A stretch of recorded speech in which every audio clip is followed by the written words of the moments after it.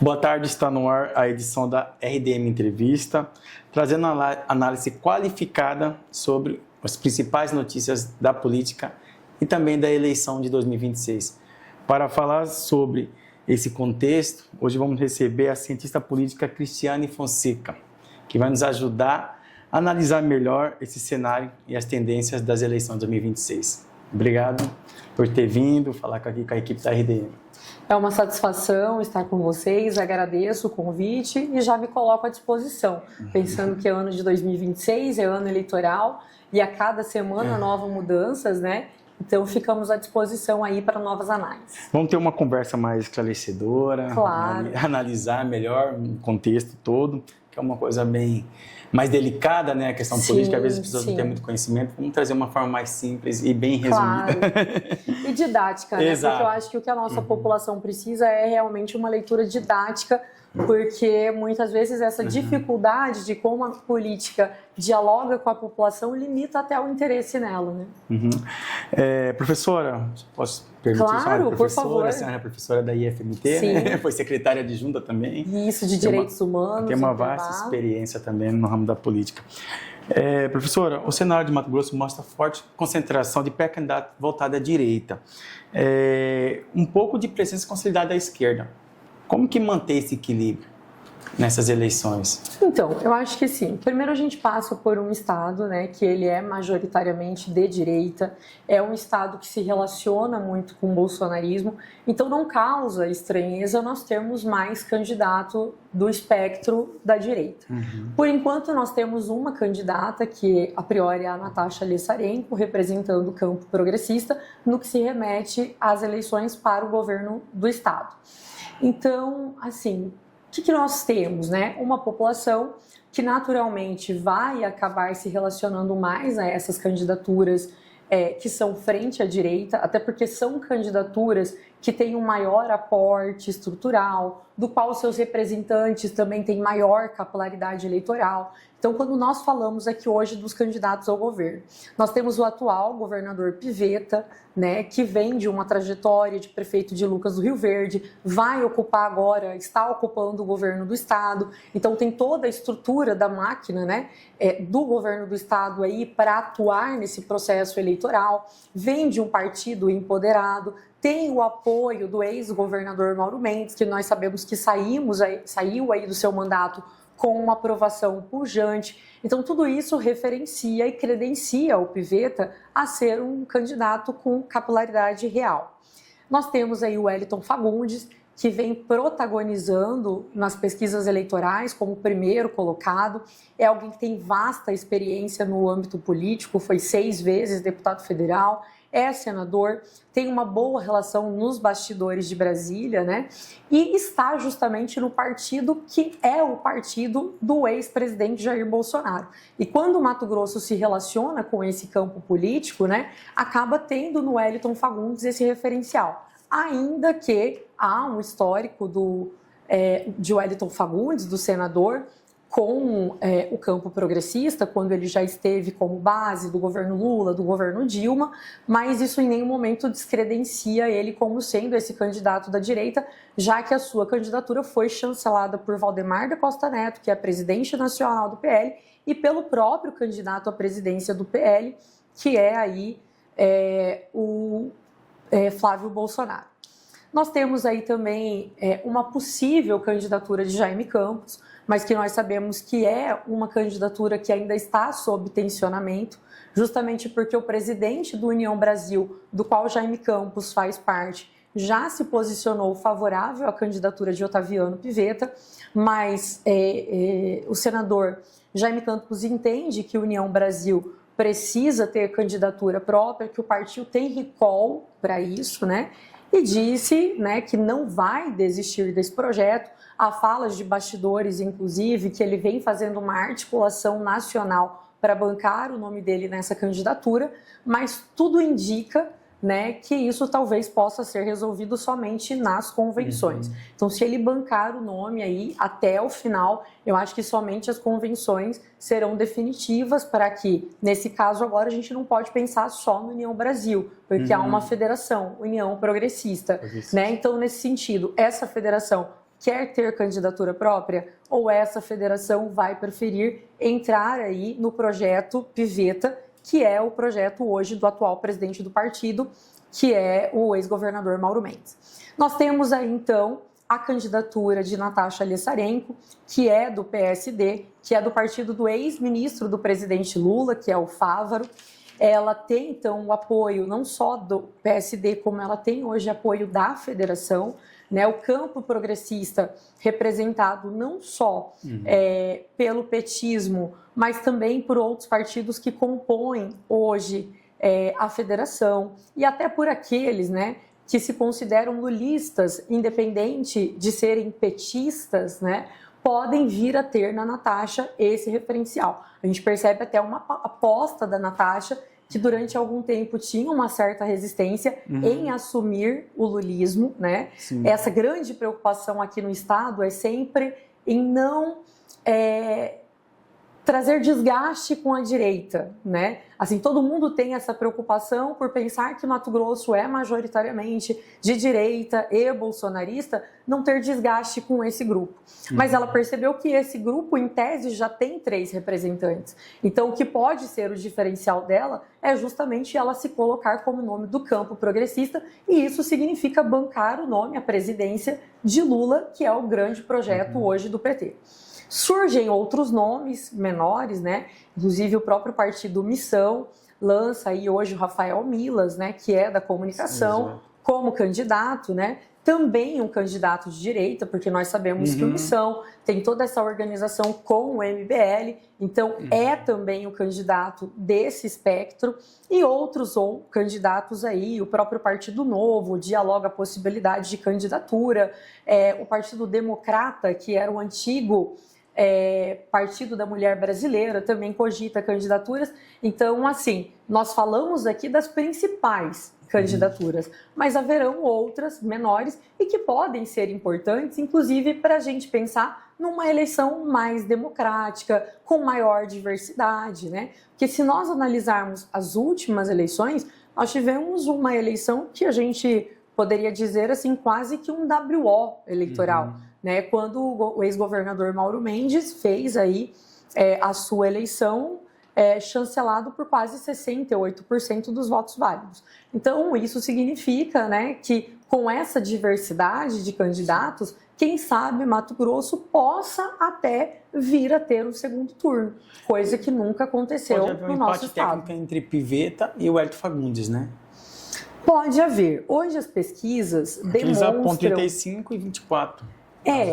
Assim, essa última pesquisa que nós tivemos, eu até tentei fazer uma análise sobre ela, mas eu diria que ela tem alguns pontos que são passíveis de melhor análise, né? Por quê? Porque o que nós temos quando nós falamos de pesquisa? A lembrança orgânica, que é quando você pergunta o nome de uma pessoa de maneira espontânea. E aí isso já entra a lembrança da pessoa. Qual que é essa lembrança? É a figura mais conhecida. E aí nessa pesquisa, que eu acho que é a que você está citando, que é a última, o Otaviano Piveta, ele aparece na primeira colocação, né? Só que quando a gente olha o período temporal dessa pesquisa, o Otaviano Piveta ele se destacava ainda como vice do governador Mauro Mendes. Eu poderia te dizer que o Piveta poderia estar na primeira colocação na espontânea se fosse aquele momento que o Piveta assume o governo de Mato Grosso, que foi ali o dia 31 de março, que daí assim ele poderia entrar na lembrança popular, né? Porque quando ele assumiu o governo, isso reverberou durante muitos dias, até semanas, nos veículos de comunicação. Mas, se eu não me engano, essa pesquisa ela começou a ser feita no dia 23 de março. Então, o que significa? Não existia nenhum fato novo que pudesse levar o Otaviano Piveta a ocupar a primeira colocação no voto orgânico, que é a pesquisa espontânea. E nessa mesma pesquisa, nós vamos para a estimulada. E aí, na estimulada, você tem uma inversão de votos. Você tem o Wellington Fagundes protagonizando como primeiro colocado e Otaviano Piveta na segunda colocação, mas com um percentual eleitoral muito grande. Então, eu diria para você, assim, não cabe a mim questionar a pesquisa feita, até porque eu tenho uma ideia de que pesquisa e resultado de pesquisa só se combate e se questiona com outra pesquisa, né? Mas, assim, eu diria que ela tem alguns pontos frágeis aí, Porque a tendência de alguém que é conhecido no âmbito espontâneo é ele ampliar como estimulado, ou seja, não você ter uma inversão total numérica.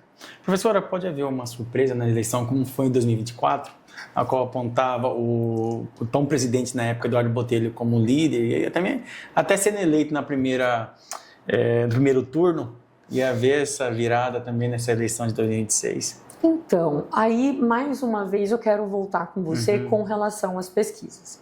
Pesquisas são instrumentos interessantes porque eles não são só medidores para os candidatos, né? Elas são termômetros para a população. A população, ela tem aquele viés, né, de não perder o voto. Então, quando você vislumbra um candidato que está sempre nas primeiras posições, você quer votar nesse candidato porque você não quer perder o voto. Mesmo que muitas vezes você entenda que outros quadros possam ter aí um repertório melhor, projetos melhores. Então, o que nós tivemos aí, né? Pesquisas que foram reiteradas, né, em Cuiabá, trazendo uma mesma figura como primeiro colocado durante todo o processo eleitoral. Isso, de alguma forma, pode ter influenciado na votação de parte da população? Sim, mas ela demonstrou que ela não apontou a realidade dos fatos da construção política que se tinha, né?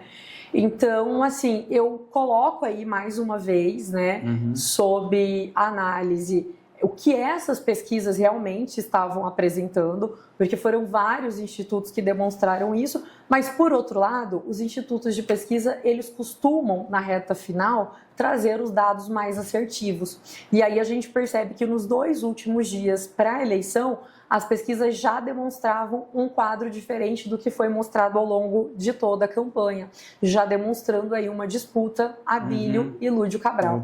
Então eu gosto de fazer essa avaliação, porque assim, muitas vezes pode não ter sido virada, pode ter sido a não elucidação para a população, de fato, de como esses números realmente estavam, né? Porque eu diria para você o seguinte, eu já atuei com pesquisas e eu posso te dizer que os números, eles não erram. Se você fizer a métrica correta, né, junto com o estatístico, que faz todo o panorama central do quantitativo, de gênero, de classe, de escolaridade, você dificilmente erra esses números, né? E ali o que nós tivemos durante todo o processo eleitoral é como se tivessem tido realmente erros das pesquisas, sabe? Até porque os números eram muito distantes. Então daí eu falo para você, porque assim, o empate técnico, ele é razoável. Eu não vejo uma pesquisa errada, por exemplo, quando o segundo colocado que vinha aparecendo nas pesquisas, ele aparecia com 4 pontos percentuais abaixo, porque isso realmente é empate técnico, né? Geralmente as pesquisas, elas são feitas com 2% ou 4% aí, né, dessa margem de erro. Então isso eu não vejo como erro, isso eu vejo como uma pesquisa com margem de erro real. Agora, quando você tem uma pesquisa do qual você aponta mais de 10% aí de um candidato à frente, ou você teve erro, né, na organização da amostragem que foi feita, ou realmente ela foi reiterada para ter um viés político, que nós sabemos que as pesquisas acabam sendo instrumentos, né, de imposição eleitoral para o eleitor, no sentido dele achar que ele não deve perder o voto dele. Professora, a pré-candidata Natasha Destarenko, ela pode atrair voto daqueles eleitores que estão indeciso, mas porém quer uma renovação na política? Como o Rafael Milas também? Então, eu penso que assim, nós temos aí 2 outsiders entrando na política. O Rafael Milas, né, que vem aí como uma representação da direita, mas que faz um discurso de antissistema, né? E você tem a Natasha, que ela vem com um discurso progressista. E nós sabemos que a grande preocupação do PSD e da federação era justamente ter uma candidatura para ter aí palanque para o presidente Lula no estado de Mato Grosso. Então, como que eu vejo isso? Eu acho que podem ser duas pessoas que podem aí angariar votos substantivos nessas eleições, né? O Rafael Milas com o discurso do antissistema, né? E isso nós já acompanhamos no estado de Mato Grosso, quando nós pensamos, por exemplo, na figura do procurador Mauro. Sempre bateu na trave, porque sempre teve esse discurso de antissistema, né? Então é um perfil de Mato Grosso, é um perfil de Cuiabá também pensar nesse voto antissistema. E a Natasha, como que ela pode nos surpreender? Se ela conseguir fazer essa dobradinha real com o lulismo. Porque o que se apresenta hoje? Um lulismo que pode vir a ter em Mato Grosso mais de 30%, né, dos votos válidos. Então, se você tem um lulismo que pode compor isso e essa candidata casar aí nesse grupo, ela pode ser o candidata real desse espectro e avançar muito. Eu vejo a Natasha como uma candidata que ela tem potencial real de avançar 2 dígitos, né? Porque quando que você começa a avaliar a capilaridade de um candidato? Quando ele, né, avança 2 dígitos, ou seja, ele já saiu dos 10%, e uma outra variável muito importante. Natasha, nas pesquisas em que o nome dela foi inserido, ela tem baixa reprovação, né? Então, ela é um nome que não tem desgaste, ela não tem reprovação, ela não tem essa peculiaridade que esses políticos tradicionais, Sim. que são dessa vanguarda política, do que a gente chama de velha política, acaba tendo de rejeição. Ela tem pouca, ela tem baixa rejeição. Então, alguém que tem baixa rejeição, ela tem chances reais de crescer mais aí durante esse processo eleitoral. Como que fica o cenário do então senador Jaime Campos? Então, o nome cogitado para disputar? Eu penso assim, se governo. nós tivermos o senador Jaime Campos no processo eleitoral, eu acho que Mato Grosso tem grandes chances de ter um resultado diferente nas eleições, que é uma possível decisão para o governo no segundo turno. Tirando essa pesquisa, que como eu disse para vocês, eu ainda prefiro analisá-la com certo ele tá critério, em terceiro na pesquisa. ele vem apresentando uma oscilação entre segundo e terceiro colocado. E ambos com mais de 20%, né? Ou seja, todos esses candidatos aí, né, se você tem um Pivetta com 20%, um Wellington com 20%, um Jaime com 20%, isso eu estou jogando por baixo, né? Até porque a gente já viu nas últimas pesquisas que tem aí desses 3 que eu estou falando, quem já passou de 30%, quem já passou de 25%, quem está na casa dos 18%. A própria Natasha tem uma pesquisa que ela já apresenta aí com quase 9%. Então, assim, nós teríamos com Jaime Campos na disputa um estado em que nós poderíamos bater o martelo e dizer, olha, Mato Grosso deve decidir o seu governador somente no segundo turno. Agora, com a saída de Jaime Campos, aí a gente pode criar uma eleição um pouco mais polarizada, né? Entre Pivetta e o Wellington Fagundes, e aí vai depender, né, da Natasha. E aí quando eu falo da Natasha, é dessa aproximação com o lulismo, que não é necessariamente com a esquerda. Eu acho que a gente precisa deixar isso claro, né? O lulismo, ele é maior do que a esquerda. O lulismo, ele é maior que o petismo. Então, se a Natasha, ela bancar o nome do Lula, ela pode ter um percentual alto também, que pode levar aí realmente essa eleição para o segundo turno, mesmo com a ausência do Jaime Campos. Tendo esses 2 candidatos da direita, Pivetta e Wellington Fagundes, o bolsonarismo fica rachado no estado? Eu acho que o bolsonarismo já está rachado há algum tempo, né? Quando nós percebemos, por exemplo, que o Wellington Fagundes, ele está consolidado como candidato ao governo, chancelado pelo presidente nacional do PL, Valdemar da Costa Neto, chancelado o candidato à presidência da República, Flávio Bolsonaro. E ainda assim, você tem um fogo amigo dentro do partido, do próprio candidato Medeiros, que é ao Senado, e que nós sabemos que tem o apoio também de Flávio Bolsonaro e do ex-presidente Bolsonaro. Quando você analisa que as prefeituras estratégicas do estado de Mato Grosso, como a de Cuiabá, com Abílio Brunini, como a de Flávia Moretti, com Várzea Grande, como a de Cláudio em Rondonópolis, fragilizam a campanha de Wellington Fagundes dentro do partido, nós já percebemos aí que a direita está fragmentada, né? Recentemente nós tivemos a fala do Abílio, que sempre se colocou como um ideológico, né, do campo da direita, desse espectro, dizendo que se houver coligação com o MDB de Janaína Riva, nem se houver um pedido do ex-presidente Jair Bolsonaro, ele apoia esse projeto. Então, quando essas falas são feitas, né, eu acho que a gente percebe que realmente há uma fragmentação. Por outro lado, nós tivemos também reuniões recentes agora, em que o presidente do PL esteve reunido aí com um grupo de Otaviano Pivetta, né? E o que significa essa reunião? É dizer assim, nós também somos de direita, também apoiaremos o projeto Flávio Bolsonaro e, de alguma forma, uma tentativa aí de fragilizar a candidatura de Wellington Fagundes. Eu acho que isso vai ficando muito claro. Eu acho que essa tentativa que começou no ano passado, do ex-governador Mauro Mendes e do atual governador Otaviano Pivetta, né, de desconstrução e até mesmo a retirada da candidatura de Wellington Fagundes, para quem sabe retomar aquela aliança de 2022, porque 2022, todos esses grupos que estão se antagonizando para as eleições de 2026 estavam juntos. Mauro Mendes, Jaime Campos, Wellington Fagundes, todos estavam juntos. Então nós percebemos que aqui, por parte de Mauro Mendes e Otaviano Pivetta, ainda há um ensejo de que esse grupo esteja junto nessas eleições, né? Por quê? Porque o Wellington é realmente hoje o candidato que protagoniza a primeira posição nas pesquisas e tem dito de maneira reiterada que não há mais recuo desse projeto. E o presidente do PL estadual, Ananias, cobra que os prefeitos apoiem, né?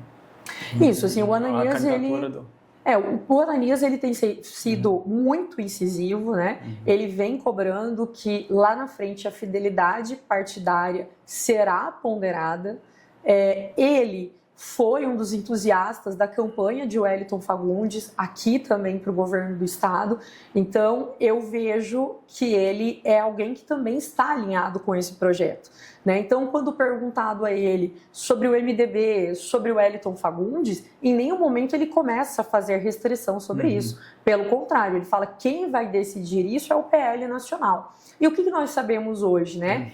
Que a deputada Janaína, pré-candidata ao Senado, ela vem fazendo uma boa interlocução em Brasília, aí com a presidência nacional do MDB, com a presidência nacional do PL, para que haja, né, essa configuração aqui no estado de Mato Grosso de Wellington Fagundes, candidato ao governo, e Medeiros e Janaína Riva. Eu acho que as coisas vêm caminhando para isso e vejo que o Ananias será também uma figura bastante estratégica na campanha de Wellington Fagundes e por isso deve cobrar de maneira mais firme que esses dissidentes, né, eles realmente se engajem na campanha. Agora, você não pode obrigar isso, né, mas que eles pelo menos não refutem que há uma candidatura do partido e também não apoiem a candidatura que nós sabemos que eles gostariam de apoiar. Até porque está muito claro, né, que Pivetta tem, em tese, o apoio desses 3 prefeitos, né? Flávia Moretti, inclusive, já disse isso até em momentos em público. Abílio Brunini faz aproximações reais disso, quando nós percebemos que vários eventos da Prefeitura de Cuiabá nós tivemos a presença de Otaviano Pivetta e isso também do próprio governo, com o Abílio participando. E você tem o Cláudio, né, que sempre sinalizou, inclusive, que a primeira visita que ele recebeu em Rondonópolis de autoridade foi de Pivetta. E você olha o nome e o partido por qual a mulher dele está disputando a eleição para deputada estadual, que é justamente no Podemos, de Max Russi, que é um partido que hoje tem uma maior tendência em estar nesse projeto com Otaviano Pivetta. Professora, pode mudar esse cenário, a Janaína recuar a sua disputa ao Senado e vir ser vice do Pivetta, uma chapa? Então, isso é algo que vem sendo muito especulado, até pela fala que o Pivetta fez recentemente, que ele gostaria de uma mulher na chapa, que preferencialmente fosse da Baixada Cuiabana, até porque ele representa o Nortão. Janaína Riva tem a sua base em Juara, inicialmente, mas construiu um capital político do qual ela dialoga muito bem com a capital. Agora, para pensar Janaína num projeto como vice de Pivetta seria desconstruir o projeto de Wellington Fagundes. Porque o que nós vemos, né? Assim, eu acho que tem a questão das sinalizações da Janaína que a gente não pode deixar de lado. Quais são as sinalizações da Janaína? O MDB em Mato Grosso é de direita. O MDB de Mato Grosso vai apoiar Flávio Bolsonaro. Então, quando ela faz essas falas e ela vem reafirmando, ratificando isso, esse flerte não é para o Pivetta, porque o candidato do Flávio Bolsonaro ao governo é o Wellington Fagundes. Então, o ensejo de Janaína é ser candidata nesse projeto com Wellington Fagundes. E eu diria também que tem a questão familiar que pesa muito, né? Sim. Até porque eu acho que a questão familiar, ela foi também determinante para que os dois se aproximassem do ponto de vista político, né? E você tem aí duas figuras que se fortaleceriam muito, né? Porque você tem o Wellington trabalhando numa frente do Estado e você tem Janaína trabalhando em outra frente. Então seria, inclusive, uma chapa, assim, dos sonhos para esse projeto, tanto para o projeto Janaína Senado, como o projeto Wellington Governador. Agora, cada um com uma realidade distinta, né? Se olhar a questão do Wellington, ele não tem nada a perder, né? Ele ainda tem 4 anos de mandato de Senado. Agora, o Jaime não tem a saída. Ou ele vem para governo ou ele vem para Senado. Então, assim, eu acho que o nome do Jaime Campos, ele já foi descartado como Senado. Se nós pensarmos do ponto de vista pragmático, quando uma pessoa está no cargo, a tendência é que você pense inicialmente no nome dela como reeleição. E em nenhum momento o nome do Jaime Campos foi cogitado para vir à reeleição pelo Senado. Somente quando o governador Mauro Mendes tentou, em um momento, distensionar o União Brasil, né, do qual você já tinha esse antagonismo entre o Jaime e o Mauro, que ele disse que a outra vaga do Senado do União Brasil poderia ser do Jaime Campos. Mas ali não era como uma estrutura de projeto, ali era mais como uma compensação. Então, naquele momento, ele percebe que como o Mauro já se colocou como candidato ao Senado, e eu acho que o Mauro nunca escondeu que ele gostaria de ter o Medeiros ao seu lado nessa dobradinha, então o nome de Jaime Campos nunca foi um nome realmente colocado à disposição para ser um nome competitivo nesse quadro. Então eu vejo um Jaime que, se ele não vir candidato ao governo, né, ele vai ser o fiel na balança, porque dificilmente você tem um Jaime que deve apoiar o projeto de Pivetta, porque ele se sente já excluído desse grupo. Em nenhum momento esse grupo chama Jaime Campos para fazer um diálogo que seja de mediação. Ele falou que não entrar nem na cozinha, né? Exatamente. Inclusive eu vi uma fala muito cirúrgica de Blairo Maggi, né, que eu acho que continua sendo o grande agente político aqui no estado. Acho que se nós pensarmos de quando o Blairo Maggi foi governador do estado, até hoje o grupo que está à frente da estrutura burocrática de Mato Grosso, que é o nosso governo, é ainda o grupo de Blairo Maggi, né? E o Blairo Maggi fez esse adendo aí para o Pivetta, né? Que Pivetta é interessante para sua candidatura construir com Jaime Campos, dialogar com Jaime Campos, porque é alguém que tem capital político, não é desconsiderável. Nas pesquisas que eu entendo que foram bastante relevantes, ele sempre apareceu com mais de 20%, né? Então é alguém que, para onde ele vier a colocar o seu apoio, vai ter aí um recall importante no âmbito eleitoral. Professora, a senhora tem destacado a questão do grupo do agronegócio. Eles têm atuado e tendo uma decisão muito importante no nosso estado em questão à eleição. Como a senhora apontou, a questão do Blairo Maggi, né? As eleições para governo que tem vindo desde a época que ele saiu da política, ele acabou seu mandato como governador e veio para o Senado, mas ele teve as decisões dele ali, que foi o Silval Barbosa e decorrência ao Mauro Mendes. Isso. Até que isso tem um peso na nossa política, assim. Para mim o peso é claro, né? Em qual aspecto? A estrutura financeira, a elite financeira mato-grossense, ela ainda pauta a política no estado.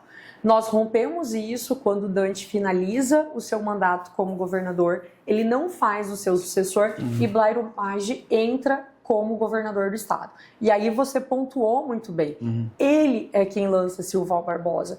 Ele apoia Pedro Táxi. Como? O Fávaro é do agronegócio.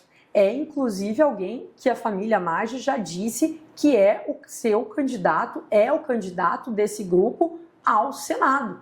Então você sai do Pedro Táxi, que teve Fávaro para o Senado, você vem com o Mauro Mendes, que tem também o Pivetta como seu vice, que é do agronegócio. Então, eu tenho muita tranquilidade em dizer para você de que desde que Blairo Maggi assumiu a estrutura política em Mato Grosso, o poderio da elite econômica do estado voltado para o agro, que é pujante aqui no nosso estado, é quem foi também pontuando o cenário político aqui. Todos os governadores que o estado de Mato Grosso teve, desde Blairo Maggi, todos eles foram pautados pelo agronegócio. Talvez nós estejamos numa primeira eleição que, caso Wellington Fagundes venha a ser eleito, você quebre, né, aí essa construção que o agro tem feito durante muito tempo aqui no estado. Professora, a questão da sucessão, né? Citou a questão do Blairo Maggi, ficou em 2 mandatos, e teve a sucessão dele com o Silval Barbosa. Em determinado momento aconteceu aquelas coisas anteriormente, né, operações e tudo mais, pode respingar na pré-candidatura do Pivetta? Olha, Só tem uma certa resistência com essa questão da sucessão? Então, assim, o que eu vejo do Otaviano Pivetta hoje? Assim, quais são... Acho que todos os candidatos têm os seus gargalos, né? O que eu vejo hoje do Otaviano Pivetta em termos de gargalos? Ele é uma figura que não é tão conhecida no estado. Ser prefeito de Lucas do Rio Verde, que é uma cidade significativa do ponto de vista econômico, não faz dele uma figura conhecida no estado todo. E daí você percebe essa fala dele da importância de ter uma candidatura mulher e que de preferência seja da Baixada Cuiabana, porque aí ele dialogaria com esse grupo aqui, que é onde você tem o maior percentual eleitoral. Quando ele fala mulher, você vê também uma sinalização de casos passados que já tiveram envolvendo o atual governador e que num estado em que o feminicídio é tricampeão, em que nós somos o 6º colocado em violência doméstica, tende a ser uma pauta durante os debates eleitorais. Então, com certeza, esse ponto deve perpassar na campanha eleitoral em relação ao governador Otaviano Pivetta, né? Essa pauta de mulheres deve recair com ele também. Tanto que você percebe uma estratégia dele enquanto governador, quando a ampla maioria do seu secretariado agora foi formado por mulheres, né? Então isso já é um indício aí de que ele precisa ter essa identificação com esse grupo, porque nós sabemos que coisas que acontecem no passado, elas reverberam com muita tranquilidade no momento eleitoral. E aí eu pondero também, quando eu falo dos gargalos, aí você tem o Wellington Fagundes, que durante muito tempo foi chamado de político melancia, né? Então, ele vai ter aí também que fazer um enfrentamento e, ao mesmo tempo, conquistar a confiança do eleitor bolsonarista. Em qual aspecto? Aquele que viu o Wellington Fagundes como sendo base do PT e como mais do que isso, ele foi coordenador geral da campanha de Dilma Rousseff no estado de Mato Grosso, uma candidatura que inclusive foi vitoriosa. Então, nesse sentido, ele carrega esse gargalo, mesmo estando no PL do 22, que é o partido de Bolsonaro, que vai ser essa desconstrução desse candidato melancia para esse grupo político que realmente adota o bolsonarismo como sendo a sua referência de voto e, naturalmente, o antipetismo e o antilulismo. Agora, professor, em relação à eleição para o Senado, teremos 2 vagas, né, que vai ser concorrida. Já pode pontuar que Mauro Mendes e Janaína Rivas são eleitos? Não, a eleição para o Senado, ela está totalmente aberta. Dois, né? Sim. Eles despontaram muito no ano passado, né? Mas vamos ao quadro. Eu acho que é sempre importante, assim. Primeiro que pesquisa é foto, né? Eu gosto sempre de registrar isso. Pesquisa é momento. Por isso que eu fiz aquela ponderação para você em relação ao Pivetta. Quando que eu veria o Pivetta numa primeira colocação, numa votação espontânea? Se fosse aquele período que ele assumiu o governo do estado, porque aí ele estava na lembrança popular. Agora, como não era esse o caso, essa pesquisa foi feita no dia 23 de março, que ela se inicia, não tinha nenhum fato político, eu vejo que essa pesquisa aqui, ela tem questionamentos. Agora, as últimas pesquisas sempre vêm colocando o protagonismo de Mauro Mendes na primeira colocação e Janaína na segunda colocação. Agora, quando que nós tivemos essas pesquisas de maneiras mais acentuadas com esses percentuais? Com Mauro Mendes sendo governador do estado. Mauro Mendes não é mais governador do estado. Mauro Mendes agora vai para uma eleição sem a máquina na mão, sem a estrutura do governo na mão, diferente da reeleição dele para o governo, né? Quando ele vai para a reeleição no governo, ele sai com uma aprovação alta e, além de tudo, ele estava, né, ele se manteve durante toda a campanha na estrutura governista. Então isso tende a mudar quando Mauro Mendes deixa de ser candidato, né? Quando ele deixa de ser governador, né? Há uma natural desidratação do nome dele. Janaína tem uma incógnita aí em relação ao nome dela. Por quê? Quando nós analisamos as pesquisas, Janaína, ela sempre vem aparecendo em segunda colocação e existe o capital político dela envolvido nisso, mas o campo progressista sempre aponta o nome de Janaína Riva como segunda opção de voto. Então, o campo progressista tem o primeiro voto, Fávaro, ministro do governo Lula, né? Está aí alinhado a esse projeto, então é um nome inquestionável. E aí você tem como segundo voto o nome de Janaína, até pelo perfil político de enfrentamento ao governo, já fez defesa de pautas progressistas também no seu histórico político. Agora, o que ela tem feito ultimamente? Essa sinalização dela: eu sou de direita, o MDB em Mato Grosso é de direita, nós apoiamos Flávio Bolsonaro. E na semana passada nós tivemos uma fala da presidente estadual do PT, que é a Rosa Neide, a ex-deputada federal Rosa Neide, dizendo que a partir desse momento o PT deve começar um processo de desconstrução do nome de Janaína como segundo voto do campo progressista.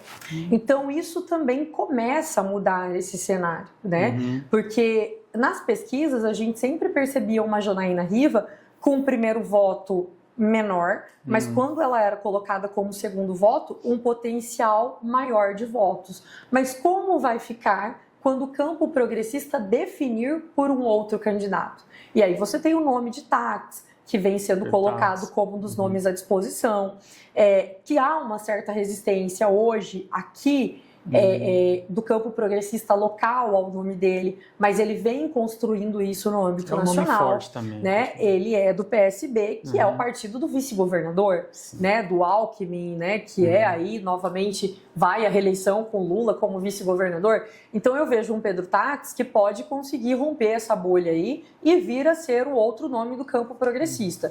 E fora isso, né? A federação também vem construindo nomes. Hoje tem o nome da Edna Sampaio à disposição e tem o nome da professora Patrícia, que é do PCdoB. Uma do PT, Edna Sampaio, e Patrícia do PCdoB. Então, quais são os movimentos em relação a isso? É justamente tirar da Janaína Riva esse segundo voto que o campo progressista estava aí colocando e confiando no nome dela. Então, por isso, esse cenário também muda. Um outro ponto que vai mudar muito é o quê? Medeiros é a representação raiz aqui do bolsonarismo. Isso a gente precisa deixar muito claro. E a primeira vinda de Flávio Bolsonaro aqui foi ratificando de maneira incisiva Medeiros como tendo não só o apoio do partido, como até a simpatia pessoal do ex-presidente Jair Bolsonaro. Então, quando Flávio Bolsonaro entrar na campanha de maneira incisiva de Medeiros, esses números dele que circulavam entre terceira e quarta colocação deve também mudar nesse quadro. E aí a gente também não pode desconsiderar o nome de Carlos Fávaro, né?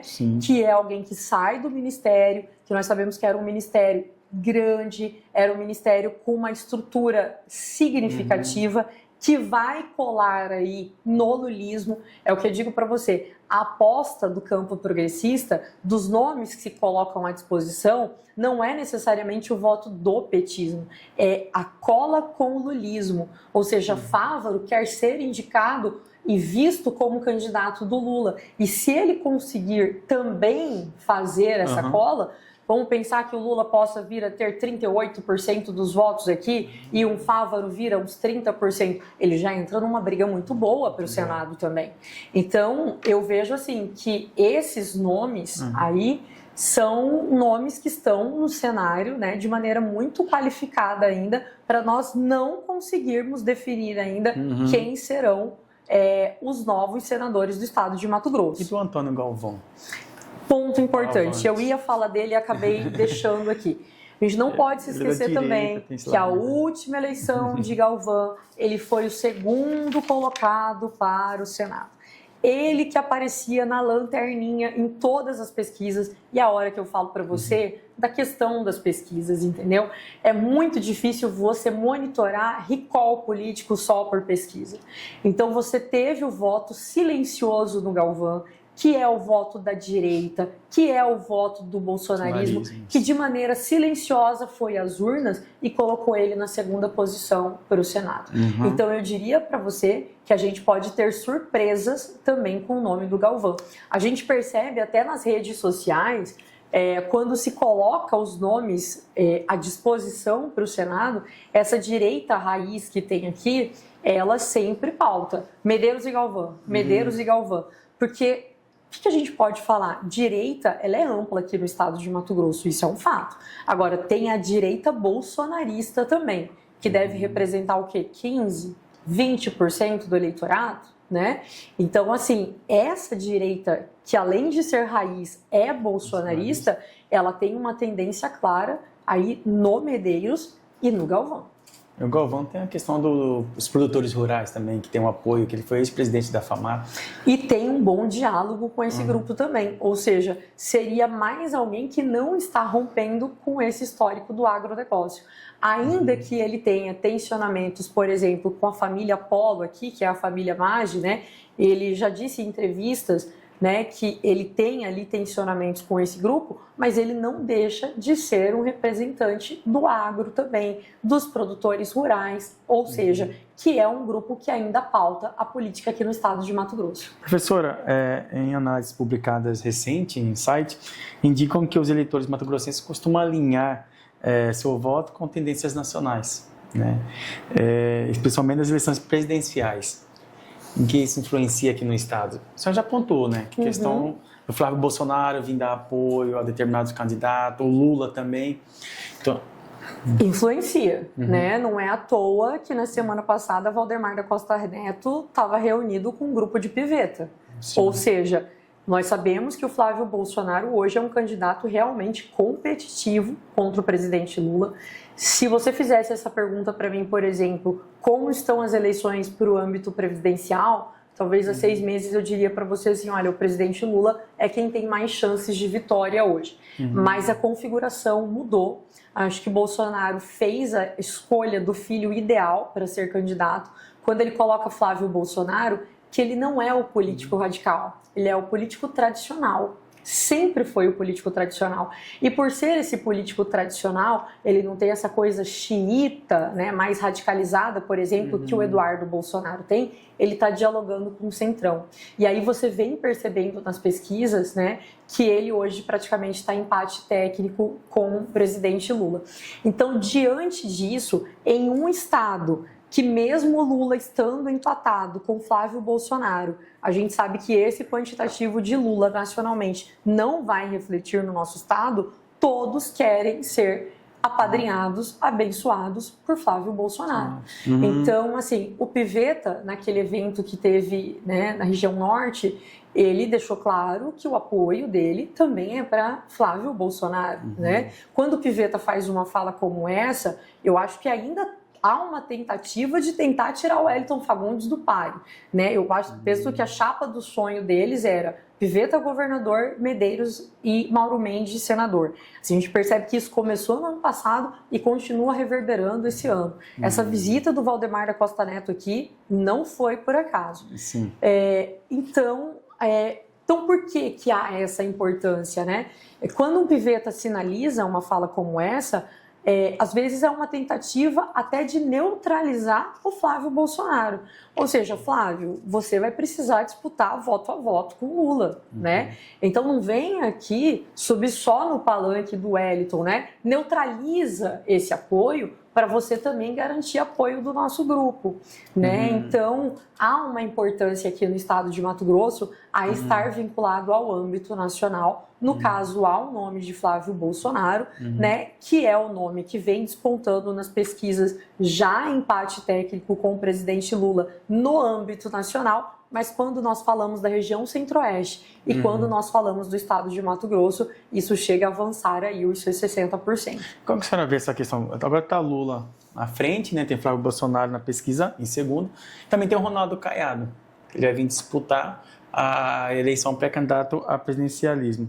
Como a senhora vê essa... Então, Ronaldo Caiado na verdade, um cara da direita, na verdade a gente vai ter aí uns 10 candidatos, eu acho que é presidente, né? É que a gente fala pouco dos outros candidatos, porque muitos são de partidos, inclusive, que nem representação no Congresso Nacional não tem.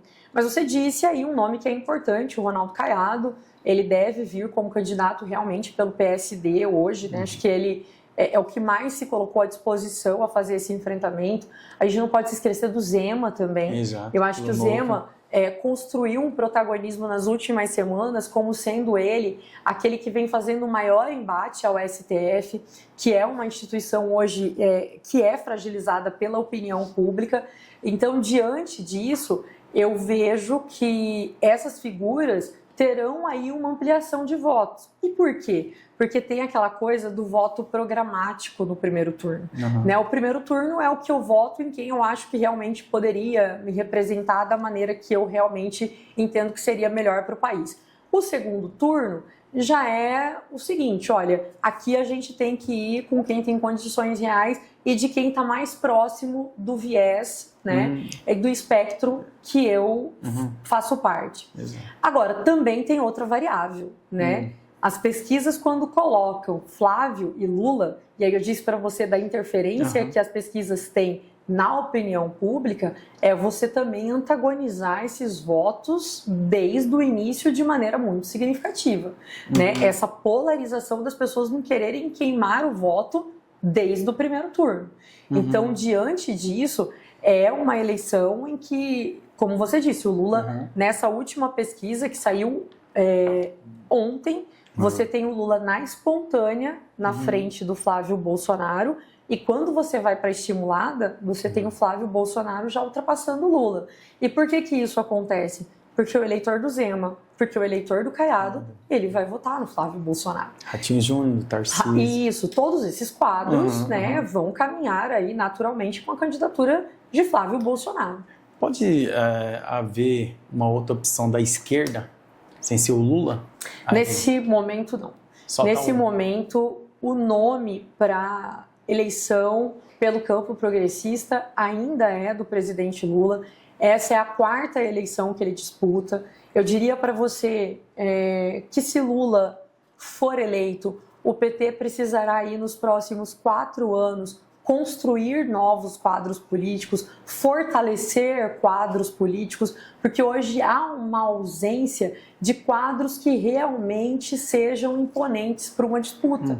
Nós vemos aí um quadro a longo prazo que é o João Campos, né, do Nordeste. As pessoas sempre falam que ele, quem sabe, futuramente vai ser um futuro Lula, né? Mas eu estou falando de um quadro a longo prazo. Alguém que é prefeito e está indo agora para uma primeira eleição ao governo. Então, é alguém que precisa construir aí uma capilaridade eleitoral maior.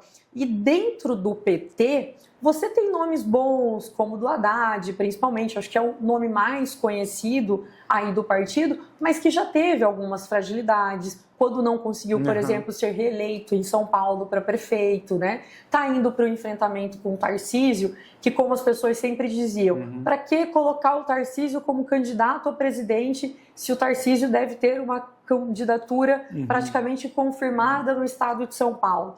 Então, assim, eu penso que Lula eleito nos próximos 4 anos é trabalhar para fazer uma boa gestão, para dar capilaridade para um outro nome do campo progressista, para fazer a identificação desse trabalho com esse quadro, né? E caso Lula não seja eleito, eu penso que esse campo vai ter que reorganizar toda a sua estrutura, porque não terá mais Lula por uma próxima eleição.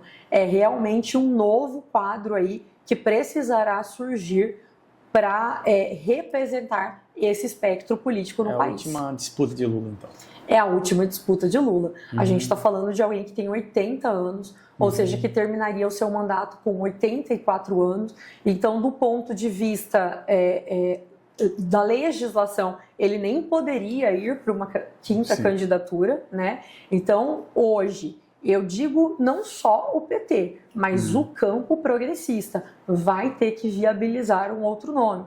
Talvez o PT, por exemplo, vai ter que deixar de ser protagonista e dialogar com outros quadros mais próximos da centro-esquerda, né? Para também atrair o centrão para esse projeto. Porque a gente tem que lembrar de uma coisa, gente. O centrão, ele não é programático, ele é pragmático. Então, quando você tem alguém do campo progressista que também possa dialogar com esse centrão, você pode ter um nome mais acessível.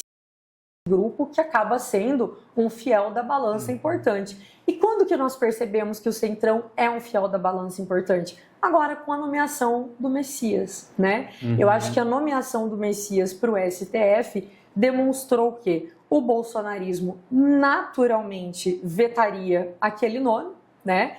Já tinha ali um enfrentamento de Lula com Alcolumbre em relação ao nome de Messias, e aí você põe o centrão no jogo. Quando você põe o centrão no jogo, o Messias perde o voto desse grupo, né, que vai contra o seu nome no STF, e aí vira uma derrota, inclusive, para o governo Lula. Então, o PT vai precisar repensar, ele que sempre buscou ser protagonista como nome em todas as suas candidaturas presidenciais, que talvez ele vai ter que permitir que um PSB possa colocar um nome à disposição, que outros partidos aí possam colocar o nome à disposição e que também representariam esse espectro político. Porque hoje, dentro do PT, não há quadros, há quadros importantes. Isso aí eu não posso deixar de dizer. Há quadros importantes, há quadros competitivos, mas não o suficiente e comparativo como a direita tem de nomes aqui. Bastante. Agora, a senhora apontou a questão do PSDB. Ciro Gomes afiliou recentemente ao PSDB. Ele pode ser um nome a vir disputar a presidencialismo? Então, o Aécio Neves vem convidando o Ciro Gomes para vir ao pleito presidencial. Não tenho dúvidas de que é um candidato extremamente qualificado.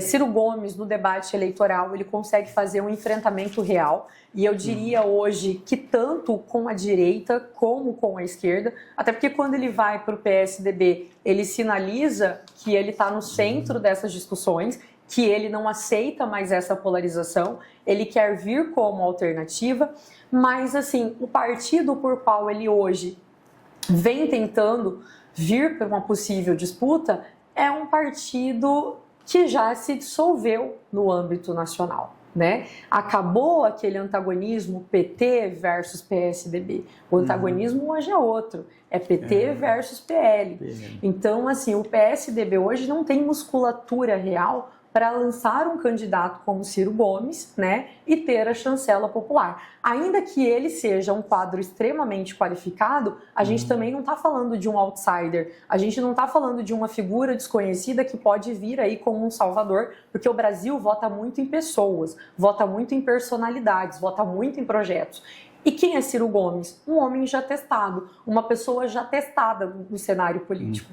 Então, diante disso, eu acho que a gente só poderia vir a ter assim, algum impacto eleitoral se houvesse um outsider aí representando uma terceira via, mas isso de maneira muito estruturada, né? Em outro contexto, não o contexto que nós temos hoje, que ainda é extremamente polarizado e que você percebe, né? Nas pesquisas, quando você coloca votos válidos, Lula e Flávio Bolsonaro é sempre acima de 40% dos votos. Ou seja, quais são as chances reais de outros nomes serem construídos nesse espaço?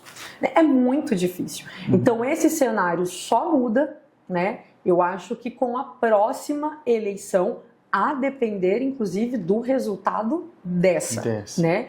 Assim, pensar no fim da polarização, eu não vou dizer que isso já está na linha de frente das coisas. A gente pode ter um enfraquecimento da polarização, mas tem duas coisas que não são mais passíveis de serem negadas. Assim como o peronismo existe até hoje na Argentina, no Brasil hoje existe o lulismo e existe o bolsonarismo. Então eu vejo que esses dois espectros ainda estarão presentes nas próximas eleições. E o que significa isso? Que direita e esquerda ainda estarão nas disputas do centro do poder no país. Professor, agora em relação à nossa eleição para o Legislativo Estadual e também a bancada federal, vai haver uma renovação ou não? Vai haver muita reeleição de candidato? Botelho já citou em umas entrevistas que pode haver uma troca de 2 ou 3 mudanças na Assembleia Legislativa. Mas agora na bancada federal também pode haver uma mudança? Como 50%, como houve também na última eleição na Câmara Municipal de Cuiabá. Então, eu diria para você, eu faço jus também da fala do Botelho. Eu vejo essa eleição para a Assembleia Legislativa como uma eleição com pouca renovação. E mais, é uma eleição extremamente competitiva. Então, nós já tivemos aqui no estado de Mato Grosso candidatos que foram eleitos com 10 mil votos, 11 mil votos. Esse não é mais o quadro das eleições para o pleito de 2026. A gente vai começar a pensar em eleições competitivas com candidatos acima de 20, 25 mil, 30 mil votos para começar a pensar. Até pela forma como os partidos ficaram agora, inclusive alguns muito inchados, né? Então, eu corroboro da fala do deputado estadual Botelho, do qual essa legislatura vai aí, né, para a reeleição com poucas mudanças. Eu acho que, inclusive, quando ele cita 2, 3 nomes, é pensando aí numa Janaína que não vem candidata à reeleição, né? Mandela, que vem como candidata ao Senado, né? Isso. Mas vem o nome dela. Então, a gente percebe que haverá pouca renovação na Assembleia Legislativa, até porque tem uma variável muito grande, né? Quem está no mandato e nessa atual estrutura hoje de emendas que empoderam muito os mandatos legislativos aqui no Estado, faz com que quem tem um mandato já esteja naturalmente mais à frente do que esses que entram como neófitos, né? Agora, não dá para se descartar neófitos também. Por exemplo, vamos para o Republicanos aqui. O Republicanos tem hoje 5 deputados estaduais, mas tem 3 nomes ali que são de destaques. Então você tem o ex-secretário de Educação, Alan Porto, você tem o ex-secretário de Saúde, Gilberto Figueiredo, e você tem também o Ari Lafim, que é ex-prefeito de Sorriso, e muitos outros nomes competitivos, apesar que eu diria que está entre esses 8. Quando você faz o cálculo eleitoral, você percebe que o potencial aí do Republicanos é de aproximadamente 4 vagas, né? Então, o que isso já demonstra pra gente? Vamos pensar que todo mundo vai ser reeleito. Alguém já não vai ser reeleito no Republicanos se forem somente 4 vagas dentro do partido. E aí eu não vou desconsiderar o capital político desses 3 outros nomes. Alan Porto, Gilberto Figueiredo e Ari Lafim. É uma chapa também que você tem mulheres ali que também tem recall eleitoral importante, né? Acho que tem 2 mulheres ali, por exemplo, Maísa Leão é uma figura competitiva. Exato. Se eu não me engano, a primeira dama de Água Boa também está nessa chapa, né? E isso é muito importante porque, infelizmente, no Brasil, quando a gente pensa nas candidaturas femininas para o legislativo, que você tem aquele coeficiente de 30% que precisa ser de candidaturas femininas, elas acabam sendo apenas para dar o número de candidatos e cumprir a cota eleitoral. Aí você vai para o Podemos, por exemplo. Né? O Podemos, você tem uma chapa que tem 3, né, deputados estaduais, mas você tem nomes muito fortes também. Você tem Allan Kardec, você tem Mauro Save, você tem Meraldo Sá, você tem, por exemplo, no quadro de mulheres, a esposa do Cláudio Ferreira, prefeito de Rondonópolis, que ele já disse que vem com um investimento pesado para reelegê-la, e é o partido, inclusive, que eu acho que vai fazer mais deputados. Mesmo o republicano tendo 5 deputados, eu vejo o Podemos fazendo 5 deputados, porque quando você analisa o nome de mulheres que está no Podemos, são nomes competitivos também. Então, assim... e isso coloca, mais uma vez, pouca renovação, né? Que é um partido que tem 3 candidatos que já são deputados e que tiveram já importante votação na última eleição. Beto 2-1 fez uma votação imponente. Max Russi deve ser aí o deputado estadual mais bem votado do estado. Então, além da articulação que nós percebemos no Podemos, que não foi de concentração de candidatos apenas da Baixada Cuiabana e trouxe também reverberações em outros espaços do estado. Então, muito bem organizada essa chapa, que pode aí garantir a reeleição, né, desses que já são deputados e fazendo 5 até vir a trazer nomes novos, que aí eu acho que é o caso que o Botelho fala que a gente pode ter uma breve renovação, né? Pensando aí, por exemplo, que o Podemos fazendo 5. Se tem 3 deputados, devem entrar 2 novos aí. Não necessariamente novos do ponto de vista de outsiders, mas novos do ponto de vista de pessoas que não estavam no mandato. Porque Mauro Save, por exemplo, já foi deputado estadual por 4 vezes, Allan Kardec já foi deputado estadual. Então são nomes aí muito competitivos que estão no partido. E os outros partidos, quando a gente analisa também, os nomes mais fortes que estão nesses partidos são aqueles que já têm mandato. Então quando você vai para o PL, né? Quem hoje é a representação de bolsonarismo no PL na Assembleia Legislativa? É Catani. Então ele vem aí com um potencial eleitoral importante. Você tem o Faisal, que sempre teve uma votação maiúscula, tem um grupo orgânico de votos também. Aí onde que a gente pensa na renovação? Porque você tem aí a Samanta Iris, né?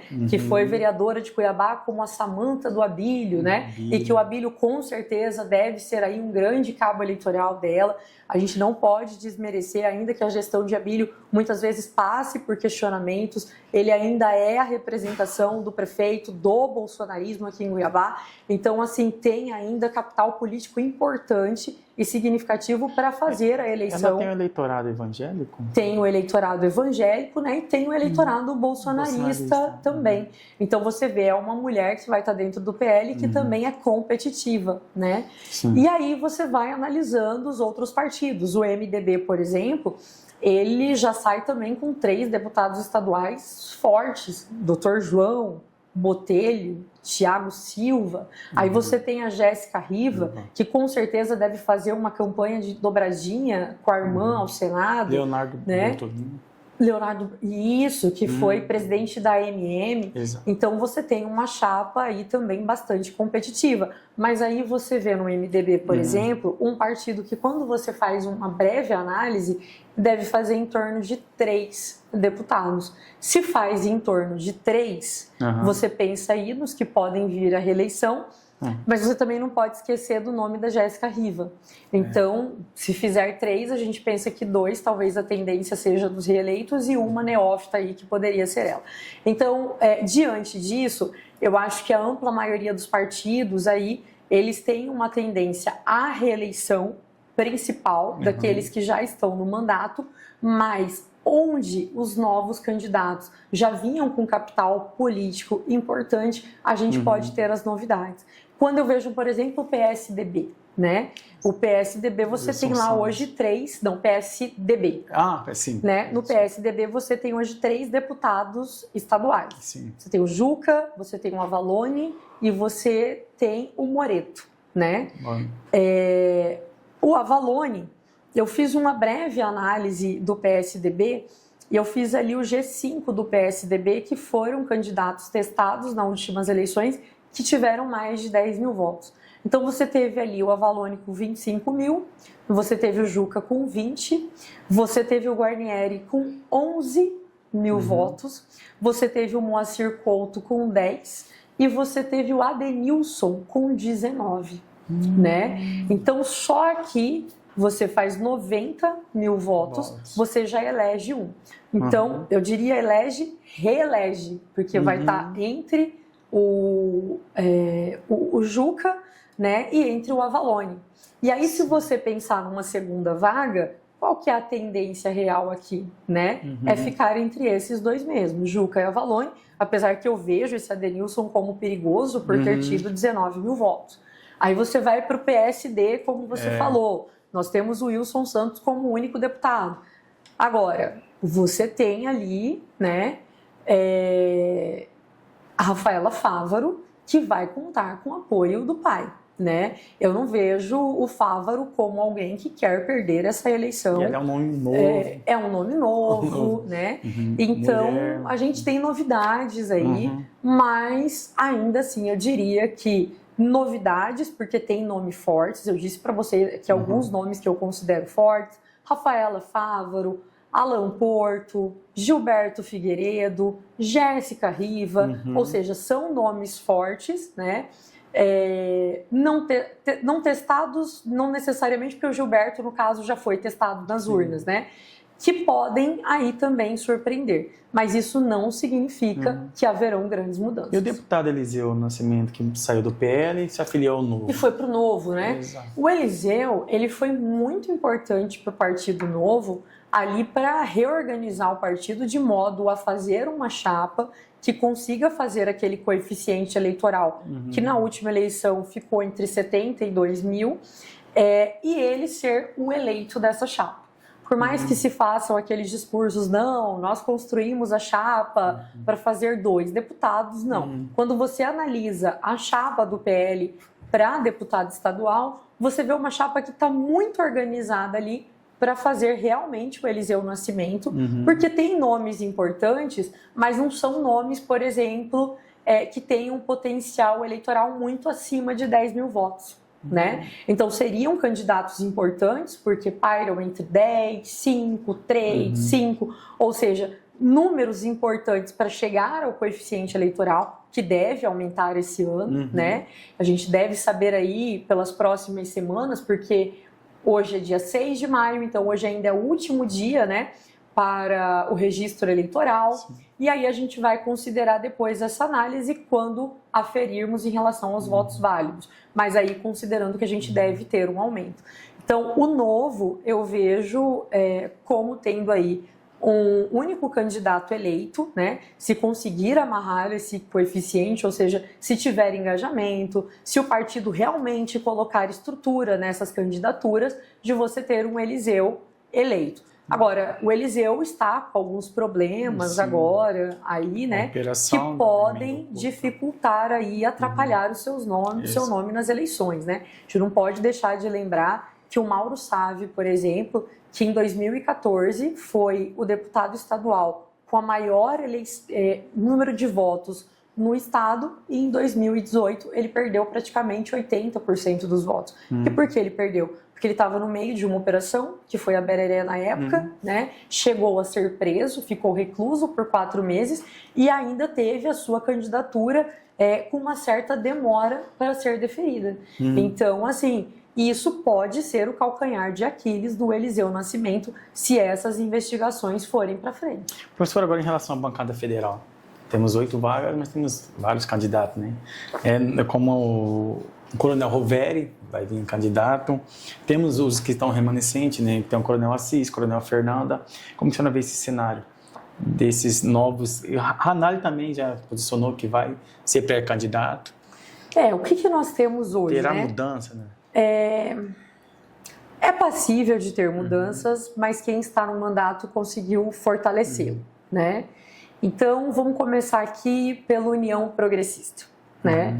Quais nomes a priori a gente tem ali? Virgínia Mendes, a priori é uma possível candidata. Você tem Fábio Garcia, que iria para uma possível reeleição. Mas aqui eu vejo, né, um problema, Porque, para mim, esses dois têm o mesmo grupo eleitoral, né? Então, esse grupo tendo aí os mesmos votos, como ficaria isso? Ainda assim, continua sendo uma chapa competitiva. Você tem Gisela Simona lá dentro, né? Você tem Nilson Leitão, que é do Progressista, né? Porque agora é a União Progressista. Então, é uma chapa que tem uma importância relevante no âmbito federal. Não vejo o Roveri vindo pela União Brasil, né? Até porque o Roveri ele tem a prerrogativa de só se filiar, de poder se filiar até as convenções. Então ele tem até junho aí para decidir em qual partido ele deve disputar a sua candidatura. E tudo indica que ele deve disputar pelo Podemos, que é o partido que hoje ele vislumbra com maiores possibilidades, né, de ser um nome competitivo. Lá você tem Neri Geller, que já foi deputado federal, que tem uma grande interlocução com o agronegócio, que a gente não pode de forma alguma preteri-lo, né? A gente está falando de alguém que já foi ministro, né? Foi deputado federal, tem uma articulação muito estreita com o agronegócio também. Então a gente vê um agro que deve ter aí no nome de Neri Geller um investimento para que ele seja eleito. Você tem o Barbudo dentro dessa chapa, mas aí eu já vejo um Barbudo com menor potencial eleitoral do que o Neri, por quê? Por todos esses problemas de saúde que ele teve. Não pelo capital político, porque ele realmente é uma representação do bolsonarismo, mas assim, porque houveram fragilizações na saúde dele que talvez possam deixá-lo mais limitado na campanha. E aí você teria o Roveri, né? Que vem como mais um nome para o Podemos, então vendo o Podemos também como uma chapa que tem aí chances reais de fazer um eleito. Vamos aí para o PSD, uma chapa também muito bem construída. Você tem Procurador Mauro, você tem Valtenir Pereira, você tem Irajá Lacerda, você tem Emanuelzinho, né? Mas vejo que é uma chapa que deve também disputar uma vaga, né? Eu ficaria entre Irajá Lacerda e entre Emanuelzinho. Aí você tem o Republicanos, né? O Republicanos, quando o Juarez Costa chega, é o que faz o Neri Geller caminhar para o Podemos, né? Porque o Juarez fez uma boa votação, fez mais de 74 mil votos, 77, não sei, nas últimas eleições. Então ele se torna o nome principal aí do Republicanos também. E aí a gente não pode desconsiderar que é o partido do governador. Então você tem os votos de legenda que tanto para a campanha proporcional estadual como federal deve ser significativa. Aí nós pautamos aqui para o campo progressista e a gente pensa na federação, né? Rosa Neide, na última eleição, teve mais de 128 mil votos e não foi eleita. À época, o coeficiente eleitoral girava em torno de 212 mil votos. Ela, em entrevistas, vem reiteradamente dizendo que esse erro, o PT, a federação, não cometerá mais, né? E que a chapa está estruturada para realmente ser orgânica e ter votos suficientes para fazer aí, eu acho que pelo menos a eleição, né, de uma cadeira na Câmara Federal. Então quem você tem? Você tem Dona Neuma, que é a esposa do ex-prefeito de Rondonópolis, né? Você tem o Zé Carlos do Pátio, nós temos a ex-vereadora Graciela de Sinop, que foi uma das vereadoras mais bem votadas, mas não foi eleita pela mesma questão que a Rosa Neide, pelo coeficiente eleitoral. Nós temos aí também nessa chapa o Altir Peruso, que já foi prefeito de Juína. Então você tem uma chapa realmente que agora tem uma musculatura real de votos para fazer o campo progressista eleger pelo menos um. Claro que, como eu falo para você, nas entrevistas é sempre aquela fala, não, a gente deve fazer um e quem sabe o segundo na sobra. Não, os nomes, considerando seus potenciais votos em outras eleições, elas demonstram aí, né, que o campo progressista, no caso a federação, deve vir a fazer um nome. Falo campo progressista porque ele se divide em dois, né? No PSD, né, que tem aí o Emanuelzinho, que inclusive é vice-líder do governo, o Irajá, que também esteve aí no ministério junto com o Fábio. E vamos ao PL agora, né?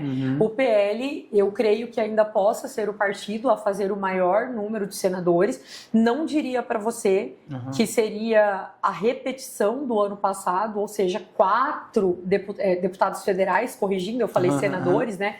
Então, só corrigindo. Voltando ao PL, eu vejo um PL que pode realmente fazer o maior número de deputados federais, mas não necessariamente repetindo as 4 cadeiras que eles tiveram na última eleição, né? Por mais que você teve, eles mantêm 4, né, deputados federais ainda, porque por mais que o Barbudo saia do partido, você tem o Coronel Assis que vai para o PL, né? Então você tem um nome competitivo também dentro do partido. E você tem outros nomes, como o Thiago Boava, né? Que a gente viu que deve ter o apoio da família Bolsonaro, da Michele Bolsonaro. Então tem outros nomes competitivos dentro do PL para o pleito para federal. Então vejo que deve ser o partido com o maior número de deputados federais eleitos, talvez não repetindo os 4, né? Eu acho que 3, eu vejo uma possibilidade aí bastante real para isso. Porque, por exemplo, quando você pensa que o Abílio esteve nessa chapa e ele teve uma votação significativa, o suplente dele, que está indo à reeleição agora, fez uma votação bem limitada, né? E vai à reeleição, né?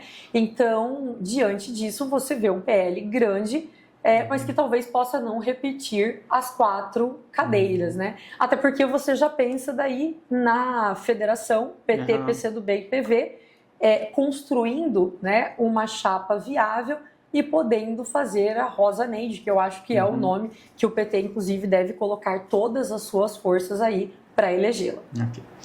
Professora, muito obrigado por ter vindo aqui falar conosco, esclarecer bem esse cenário político, que às vezes é meio complexo, né? Mas as pessoas possam entender melhor e saber em quem votar nas eleições. Espero também contar com a senhora novamente no futuro.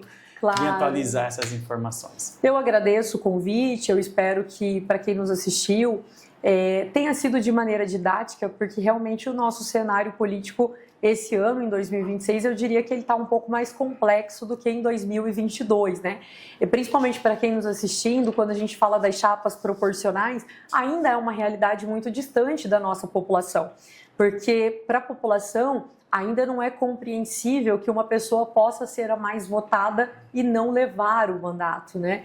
Então, diante disso, espero que a gente também tenha aí evidenciado melhor essas informações, né? E para que a gente tenha um pleito eleitoral maduro e a gente possa trazer novas análises. Okay. Obrigada pelo convite. Agradeço. Encerramos aqui mais uma RDM Entrevista.